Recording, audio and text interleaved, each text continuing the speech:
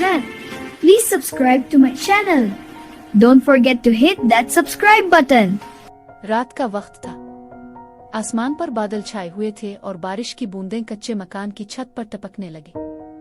शबनम हाथ में पुराना बर्तन लिए बारिश का पानी रोकने की कोशिश कर रही थी। अरखान किताब के सामने बैठा कुछ लिखने में मसरूफ था। शबनम नरमी से, बेटा थक नहीं गया? इतनी रात गए पढ़ाई क्यों कर रहा है?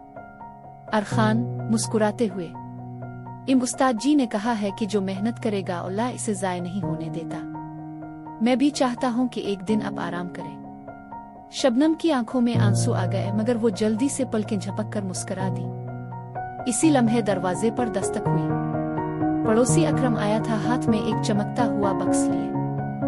अकरम बोला, अरखान तुम्हारा नाम स्कूल के बेहतरीन तालिब इल्म के तौर पर आया है।